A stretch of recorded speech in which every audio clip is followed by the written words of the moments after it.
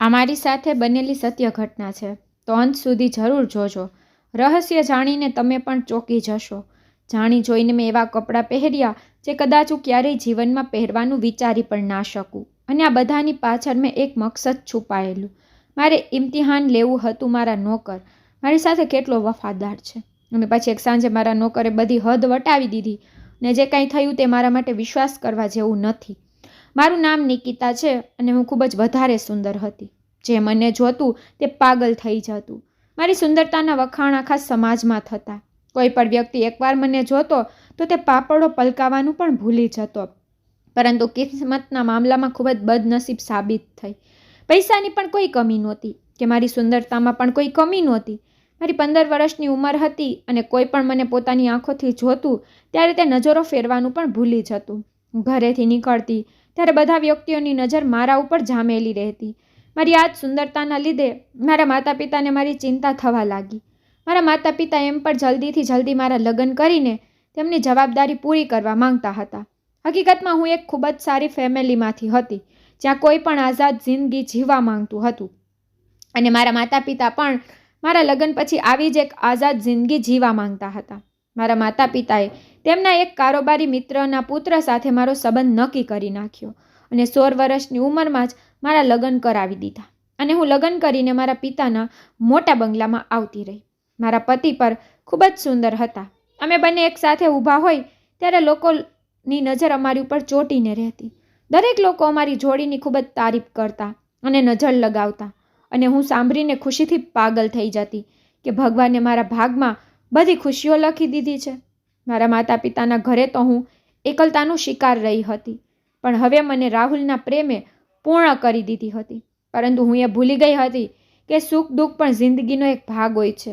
મારા અને રાહુલના લગ્નના 4 વર્ષ થવાના હતા, પરંતુ ભગવાને અમને સંતાનની ખુશી નહોતી આપી.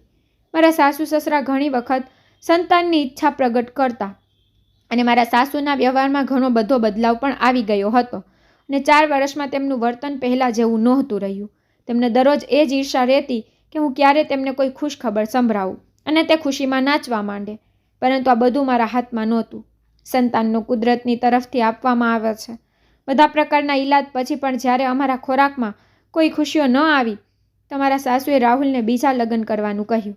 પણ રાહુલ મને સચ્ચો પ્રેમ કરતો હતો, એટલા માટે પહેલાં તો તેમને તેમની મમ્મીને સાફ ઇનકાર કરી દીધો. પરંતુ દરરોજ રોજની વધતી જતી જીદના દબાણને કારણે તે મને લઈને એક બીજા બંગલામાં શિફ્ટ થઈ ગયા. મને લાગતું હતું કે કદાચ હવે જિંદગીમાં થોડી શાંતિ થઈ જશે, પરંતુ મારો આ વિચાર થોડા જ દિવસોનો મહેમાન સાબિત થયો.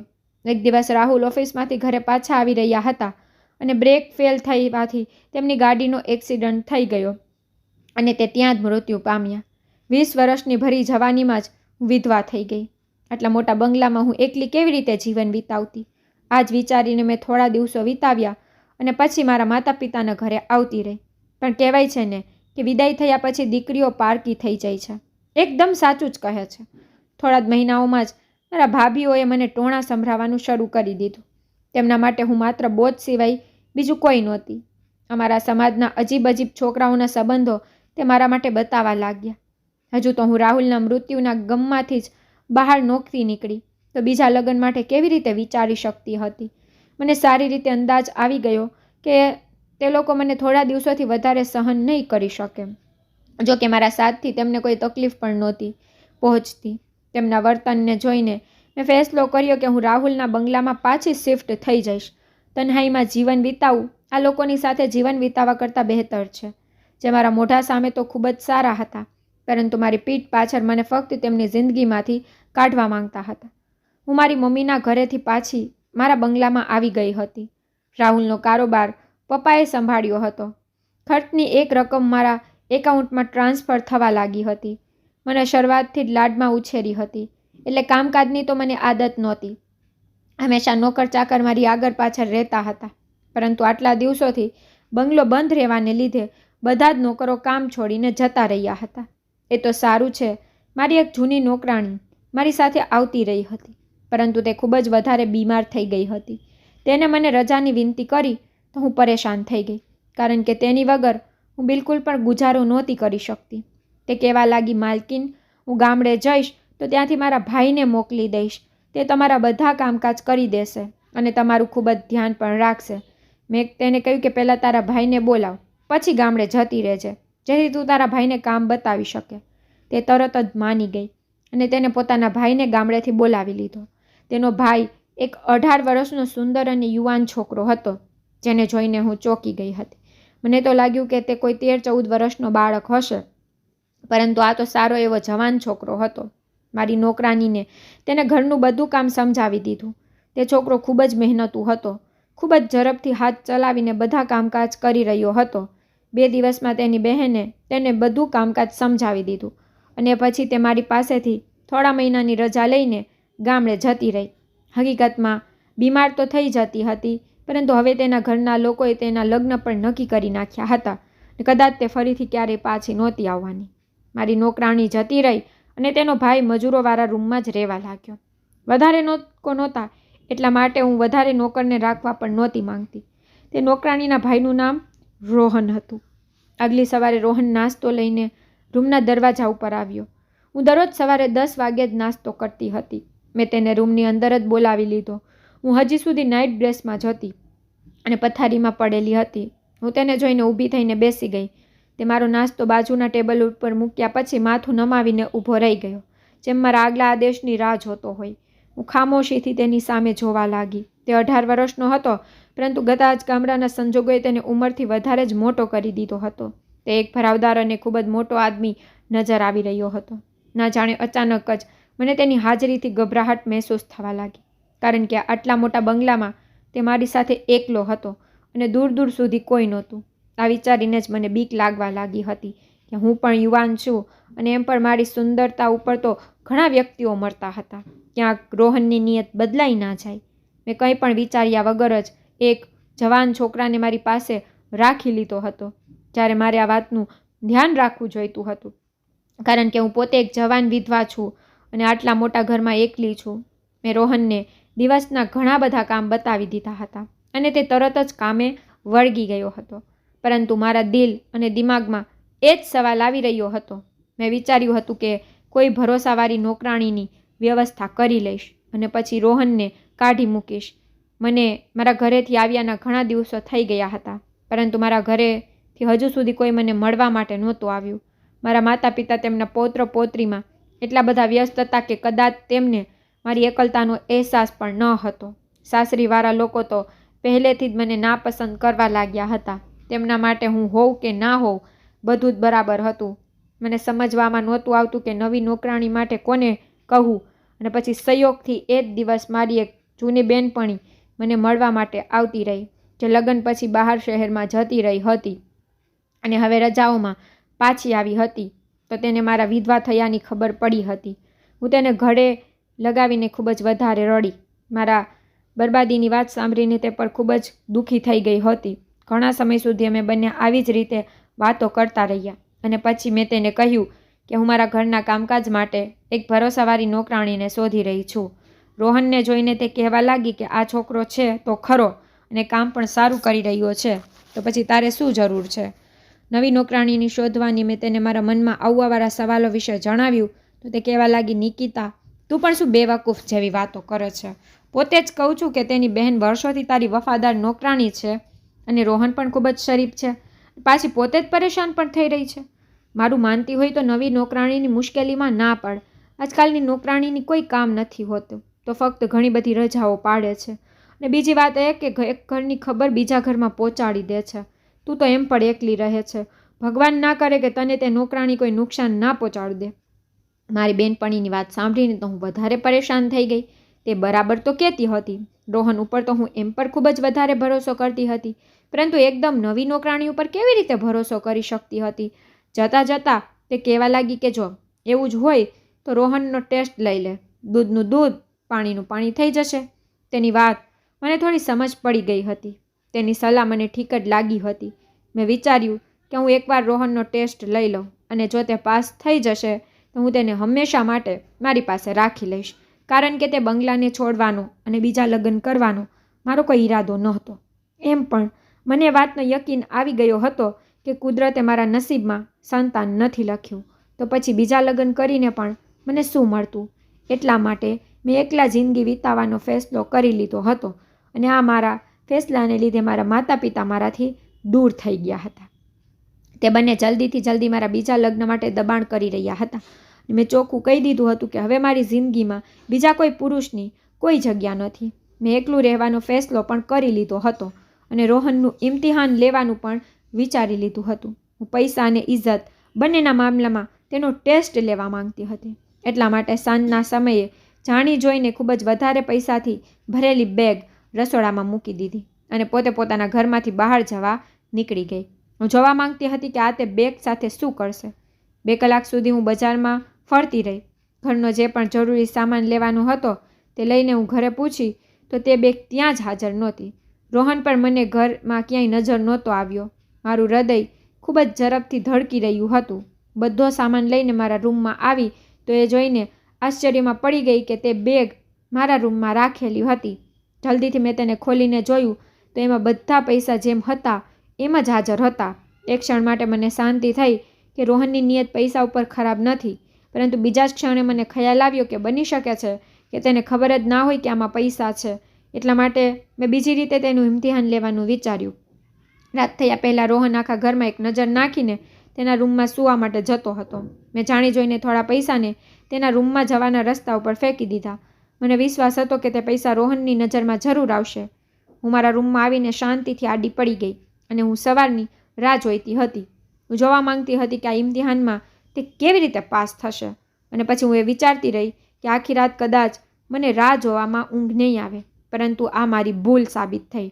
મને રૂમમાં આવ્યાની વધારે વાર નહોતી થઈ કે રૂમનો દરવાજો ખખડવા લાગ્યો. પહેલાં તો હું આશ્ચર્યમાં પડી ગઈ, પરંતુ રોહનનો અવાજ સાંભળ્યા પછી મેં તેને અંદર આવવાની પરવાનગી આપી દીધી. તે માથું નમાવીને રૂમમાં આવ્યો અને મારી સામે પૈસા રાખીને કહેવા લાગ્યો કે આ પૈસા મારા રૂમના રસ્તા ઉપર પડ્યા હતા અને આ મારા નથી. રોહનની આ વફાદારીએ મને આશ્ચર્યચકિત કરી દીધી હતી. તે પૈસા લગભગ 2 લાખ જેટલા હતા. મેં રોહનને કહ્યું, આ પૈસા તો મારા પણ નથી, તું ચાહે તો આ પૈસા રાખી શકે છે. હું તેને તેની વફાદારીનું ઇનામ આપવા માંગતી હતી. રોહને હાથ જોડીને કહેવા લાગ્યો, મેડમ, હું મહેનતની કમાણી ખાઉં છું. હું નથી જાણતો આ પૈસા તમારા છે કે બીજા કોઈના, પરંતુ આ મારા પૈસા નથી. એટલા માટે હું તેને કોઈ પણ સંજોગોમાં નથી રાખી શકતો. તે ખાલી હાથે પાછો જતો રહ્યો અને પૈસા મારી સામે પડેલા રહી ગયા. મારું મન એ વાત ઉપર રાજી થઈ ગયું હતું કે રોહનની નિયત એકદમ ચોખ્ખી છે અને તે ક્યારેય પણ મારી કોઈ કિંમતી વસ્તુને હાથ પણ નહીં લગાવે.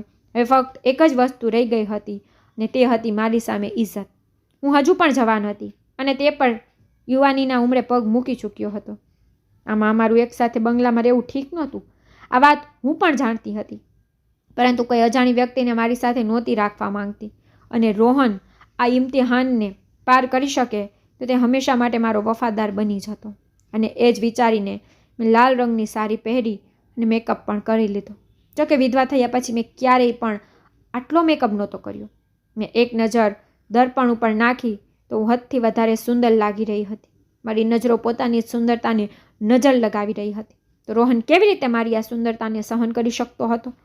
હું પૂરેપૂરી તૈયાર થઈને ડાઇનિંગ ટેબલ ઉપર જઈને બેસી ગઈ અને રોહનને કહ્યું કે તે સાંજની ચા લાવીને મારી સાથે જ બેસી જાય. રોહન સાંજની ચા લઈને આવ્યો તો મેં તેને જબરદસ્તી મારી સામે જ બેસાડી દીધો અને તેને તેના વિશે સવાલો પૂછવા લાગી કે તે ક્યારે મારી સામે નજર ઉઠાવીને જુએ અને પછી તરત જ નજર નમાવી લેતો. મને તેનો અંદાજ ખૂબ જ સારો લાગી રહ્યો હતો. તેને એકવાર પણ નજર ભરીને મને નહોતી જોઈ. રોહન મારા બધા સવાલોનો જવાબ ખૂબ જ સારા વર્તનથી આપી રહ્યો હતો. એવું લાગી રહ્યું હતું કે જેમ ઇજ્જતદાર અને સ્વાભિમાન હોય. સાચું તો એ જ હતું કે હું રોહનના વ્યક્તિત્વના લીધે બેફિકર થઈ ગઈ હતી. તે ખરેખર એક ખૂબ જ સારો માણસ હતો, પરંતુ હું થોડા દિવસ હજુ તેનું ઇમ્તિહાન લેવા માંગતી હતી. એટલા માટે દરરોજ નવા કપડાં પહેરતી અને ક્યારેક તેને બેઠક રૂમમાં મારી પાસે બેસાડી દેતી અથવા તો ક્યારેક ગાર્ડનમાં બેસાડતી હતી. એકવાર રાતના સમયે હું તેના રૂમ પાસે પહોંચી ગઈ અને તેને બૂમ પાડીને બહાર બોલાવ્યો તો તે તરત જ આવતો રહ્યો. મેં ગુલાબી રંગની પહેરેલી હતી. મને વિશ્વાસ હતો કે તે આજે મને નજર ભરીને જરૂર જોશે, પરંતુ તે આજે પણ નાથું નમાવીને ઊભો હતો. મેં રોહનને કહ્યું કે મને ઊંઘ નથી આવી રહી, મને કોફી બનાવીને આપી દે. તે મારી પાછળ જ આવતો રહ્યો. હું તેની સામે રસોડાના દરવાજે જોડે ઊભી રહી ગઈ. મારા વાળ પૂરેપૂરા ખુલ્લા હતા અને મારી નજરો રોહન ઉપર જામેલી હતી, પરંતુ તે પૂરેપૂરો કોફી બનાવવામાં મગન હતો. તેને કોફી બનાવીને મારી સામે મૂકી દીધી અને જે રીતે આવ્યો હતો એવી જ રીતે પાછો જતો રહ્યો. તેના આ અંદાજે મને પૂરેપૂરી ચોંકાવીને રાખી દીધી હતી.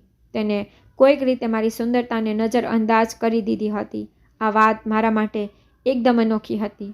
કદાચ તે મારો ભરોસો જીતવાનો પ્રયત્ન કરી રહ્યો હતો, કારણ કે આજ સુધી મારી જિંદગીમાં જેટલા પણ પુરુષો આવ્યા હતા તે જ્યારે પણ મને જોતા ત્યારે નજર નમાવાનું ભૂલી જતા. એક સાંજ મેં બ્લેક કલરનું ખૂબ જ સુંદર ગાઉન પહેર્યું હતું અને વાળને ખોલીને એકદમ મસ્ત તૈયાર થઈ ગઈ. મને એ વાત ઉપર વિશ્વાસ આવી ગયો હતો કે રોહન મારી ઉપર નજર નહીં નાખે. મારો સફેદ રંગ કાળા કપડામાં એકદમ ચમકી રહ્યો હતો. હું પથારી ઉપર આડી પડી ગઈ. મેં જાણી જોઈને રોહનને રૂમમાં બોલાવી લીધો અને તે માથું નમાવીને રૂમમાં પણ આવી ગયો. મેં તેને કહ્યું કે મારું માથું ખૂબ જ દુખે છે, મારું માથું દબાવી દે. તો તે મારી નજીક આવીને બેસી ગયો અને તેના હાથથી મારું માથું દબાવવા લાગ્યો. મનમાં ને મનમાં વિચારી રહી હતી કે બસ હવે રોહનનું ઇમ્તિહાન પૂરું થઈ ગયું છે. તે ખૂબ જ સારો વ્યક્તિ છે, હવે મારે તેને અજમાવવાની કોઈ જરૂર નથી. પરંતુ અચાનક જ રોહને કંઈક એવું કહ્યું કે મારા હોશ ઉડી ગયા. તે પૂરેપૂરું બેકાબૂ થઈ ગયો હતો અને તેને મારા પગ પાસે પડેલી ચાદર ઉઠાવીને મારા શરીર ઉપર નાખી દીધી અને મારાથી દૂર જઈને ઊભો રહી ગયો અને તે નજર નમાવીને કહી રહ્યો હતો કે મેડમ, હું હવે તમારી પાસે કામ નહીં કરી શકું. હું એક શરીફ અને ઈમાનદાર છોકરો છું અને પોતાની ઉપર કાબૂ રાખું છું, પરંતુ તમારી આ હરકત અને આ કપડાં મને મારા ઈમાનથી ભટકાવી રહ્યા છે. હું એક પુરુષ છું અને કુદરતી રીતે હું વિરોધની જેમ પગલું ભરું છું, પરંતુ આજ સુધી મેં મારા વ્યક્તિત્વને પૂરેપૂરું બચાવી રાખ્યું છે. પરંતુ હવે આ મારા માટે ખૂબ જ મુશ્કેલ થઈ ચૂક્યું છે. હું અને તમે આ બંગલામાં એકલા રહીએ છીએ અને હવે મને એવું મહેસૂસ થવા લાગ્યું છે કે જેમ આપણી વચ્ચે ત્રીજો શેતાન આવી ચૂક્યો છે. મને વાતની બીક છે કે ત્યાર સુધી તો મેં પોતાની ઉપર કાબૂ રાખ્યો છે, પરંતુ ક્યારેક કોઈ દિવસ હું પોતાની ઉપર કાબૂ ન કરી શક્યો અને એવી હરકત ના કરી બેસું કે જિંદગીભર પોતાની સામે નજર પણ ના મેળવી શકું. તે લાંબો ભરાવદાર પુરુષ મારી સામે ઊભો રહીને આંસુ વહાવી રહ્યો હતો અને મને મારા વર્તનને લીધે ખૂબ જ પછતાવો થઈ રહ્યો હતો. તે તો ઇજ્જતથી કામ કરી રહ્યો હતો, પરંતુ હું જ તેની સાથે ખરાબ હરકતો કરવા લાગી હતી. ના, જાણે હું તેનું ઇમ્તિહાન લઈ રહી હતી કે પછી પોતાને તેની સામે પેશ કરી રહી હતી. હવે મને અહેસાસ થઈ રહ્યો હતો કે મેં કેટલી મોટી ભૂલ કરી દીધી. તે સાચું જ તો કહેતો હતો. જો કોઈ કમજોર પરિસ્થિતિમાં પોતાની ઉપર કાબૂ ના રાખી શક્યો અને મારી સાથે કંઈક ખોટું ખરી બેસતો તો પોતાની ઇજ્જત પણ ખોઈ બેસતી અને તેને પણ કુપાત્ર સમજી લેતી, જ્યારે ભૂલ તો ખરેખર મારી જ હતી. તે પાછા જવાની પરવાનગી માંગી રહ્યો હતો તો મેં તેની સામે હાથ જોડી દીધા અને તેને કહ્યું કે મને માફ કરી દે. હું તો બસ તારું ઇમ્તિહાન લેવા માંગતી હતી, પરંતુ પોતે જ નિષ્ફળ થઈ ગઈ હતી. હું તેની સામે પોતાને ખૂબ જ પસ્તાવો કરી રહી હતી. રોહન કહેવા લાગ્યો, મેડમ, તમે ખૂબ જ સુંદર છો અને યુવાન પણ. તમારે મારા જેવા છોકરાને નોકર રાખવાની જગ્યાએ કોઈ સારા અને સંસ્કારી પુરુષ સાથે લગ્ન કરી લેવા જોઈએ. તમે તેને જણાવ્યું કે હવે મારો વિશ્વાસ સંબંધો પરથી ઉઠી ગયો છે, કારણ કે હું જ્યાં રહેતી હતી ત્યાં સંબંધો અને લાગણીઓની કોઈ હેસિયત નહોતી. મારા માતા પિતા થોડા દિવસો પહેલાં જ અમુક મહિના માટે મારા મોટા ભાઈની પાસે અમેરિકા જતા રહ્યા હતા. એમ પણ જ્યાં સુધી તે અહીંયા હતા ત્યાં સુધી પણ તેમનું હોવું કે ના હોવું મારા માટે સરખું જ હતું. રોહન કહેવા લાગ્યો કે આજે નહીં તો કાલે તમારે તમારી જિંદગીમાં આગળ વધવાનું જ છે, તો હું થોડા સમય સુધી તમારી પાસે નોકર રહેવા માટે તૈયાર છું, પરંતુ તમે કોઈ બીજા નોકરની વ્યવસ્થા જલ્દી કરી લેજો. હું એક ઊંડો શ્વાસ લઈને ઊભી રહી ગઈ હતી અને હું પોતાની અજ્ઞાતતાથી એક વફાદાર નોકરને ખોઈ બેઠી હતી. હું જાણી ગઈ હતી કે તે હવે કોઈ પણ રીતે હંમેશા મારી પાસે નહીં રહે. થોડા દિવસો પછી રોહને ગામડાની એક છોકરીને મારી પાસે નોકરાણી બનાવીને રાખી દીધી હતી અને પોતે મને અલવિદા કહીને હંમેશા માટે ગામડે પાછો જતો રહ્યો હતો. આજે પણ હું જ્યારે પણ રોહનને યાદ કરું છું તો મારી આંખો ભીની થઈ જાય છે. તે આજના સમયમાં એક ખૂબ જ સંસ્કારી માણસ હતો, જેને વારે ઘડીએ મોકો મળવા છતાં પણ ક્યારેય મારી ઉપર ખરાબ નજર નહોતી નાખી. એક વાત સારી રીતે સમજી ગઈ હતી કે દરેક સંબંધ અજમાવવા માટે નથી હોતા. ક્યારેક આપણી અજમાવવાની રીત તે બીજા માણસને આપણાથી દૂર કરી દે છે. અમુક સંબંધો ઉપર અજમાવ્યા વગર વિશ્વાસ કરી લેવો જોઈએ. હું પહેલાં જ દિવસથી જાણતી હતી કે આ એક સારો માણસ છે, પરંતુ તેને અજમાવાના ચક્કરમાં હું તેને ખોઈ બેઠી હતી. મારી તમને લોકોને પણ વિનંતી છે કે પોતાના કિંમતી સંબંધોને જાણી જોઈને ક્યારે એવી હાલતમાં ના રાખો કે જેના લીધે તેમને તમારે ખોઈ બેસવું પડે. તો મિત્રો, જો તમને વાર્તા પસંદ આવી હોય તો તેને લાઇક કરજો, શેર કરજો. જો તમે મારી સ્ટોરી પસંદ આવી હોય તો વિડીયોને લાઇક શેર કરતા આવજો. અને તમે મારી ચેનલ પર નવા હોય તો મારી ચેનલને સબસ્ક્રાઈબ તો જરૂરથી કરી નાખજો. ધન્યવાદ. આભાર.